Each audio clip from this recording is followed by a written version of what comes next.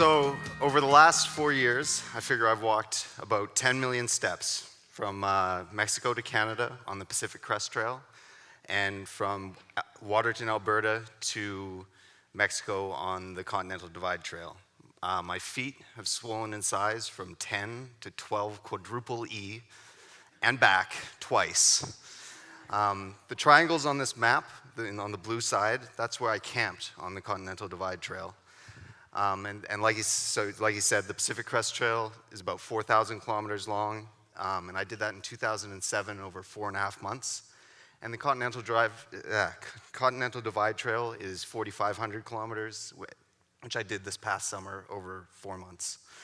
The Pacific Crest Trail is essentially finished. It's trail tread the whole way. And the Continental Divide Trail is about 70% done, and I just had to fill in the rest however I could. So you could say that my Continental Divide Trail was about 4,500 kilometers. So what makes this stuff hard?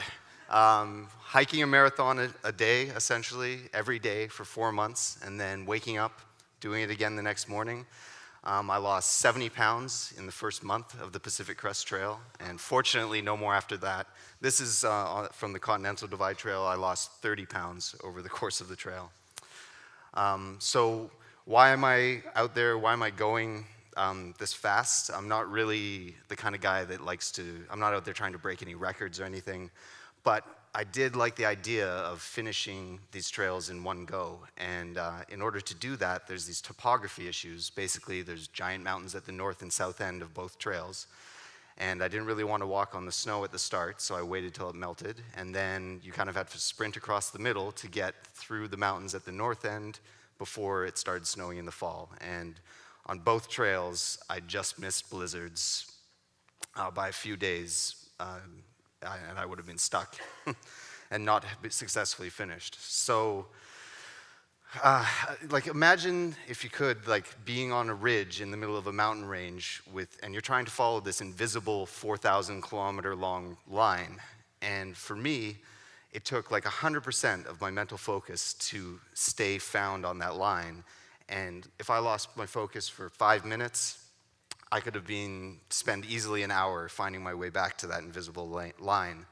But strangely, that focus let my brain roam, and that's sometimes led me to interesting places, sometimes to dangerous places too, like thinking about home or thinking about the hot meal I might eat in the next town.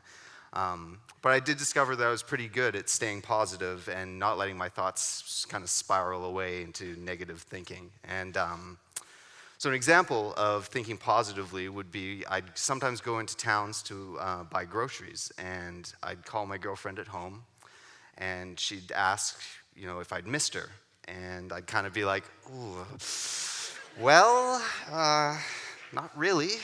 Now that she pointed it out, I was like, okay, sure, yeah, I did, of course, but when I'm hiking, I focus on the hiking, and I don't really think about what I can't have. So if I'm not thinking about home and I'm not thinking about my girlfriend, what do I think about while I'm walking? On the Continental Divide Trail, I was super focused on not getting lost. There's just not much of a trail to follow, so the mental pain of being lost on that long of a hike is just too much for me. But on the Pacific Crest Trail, the trail is so clearly marked that my brain had time to think about other things, and that led me to some kind of minor revelations for my life, like got me into therapy when I finished, and it got me into an exercise program called Crossfit, which I've really enjoyed since then. And I also did a lot of kind of like a walking meditation, or just the idea of being in the moment. And I think there's probably whole religions devoted to the idea of living in the moment. And so I figure if I can spend 4 months at a time living in the moment, that's not bad. And I also got to see all this beautiful stuff. But unfortunately, it did make me a little crazy. I thought this was a great idea for a picture.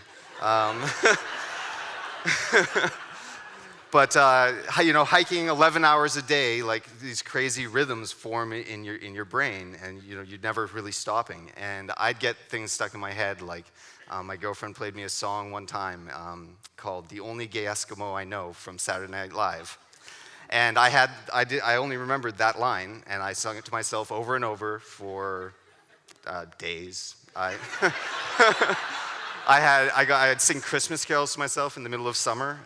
Jingle bells, that was a good one. But I'd sing the first two words, just jingle bells, over and over every step. Every step would be a word from that song, so good times. I also had a tendency to give any animals I ran into pretty human characteristics. I ran into a moose hiking through a pass in Colorado, and he was following me along behind me, and I was treating him like my little pet. And I ran into these cows in the Great Divide Basin in Wyoming, which is basically just a giant desert. And I was walking along looking for a place to have lunch, hopefully out of the sun, because it was like 40 degrees out. And I found this little willow bush, and I pulled up under the willow bush and started getting out my lunch. And these cows come thundering around the corner of a hill and come to like a confused stop right in front of me. And I'm like, shoot, I'm in their spot. They wanted this spot for their lunch. And so I keep eating, but the cows are all standing around me, and they're kind of mooing at me, and I was just like, couldn't concentrate, and I just kind of waved my hiking pole at them, and I was like, asking them politely if they might leave me alone to enjoy my lunch.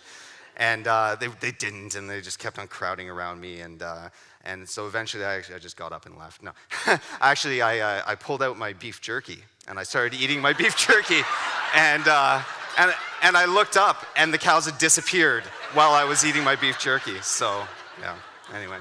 So I took this picture on the last day of the Continental Divide Trail. I was really sick, and I was really too tired to enjoy finishing the Continental Divide Trail. But in retrospect, it was probably some of the best times of my life. And as Bill Bryson would say, I hope you consider taking a walk in the woods of your own someday. Thanks.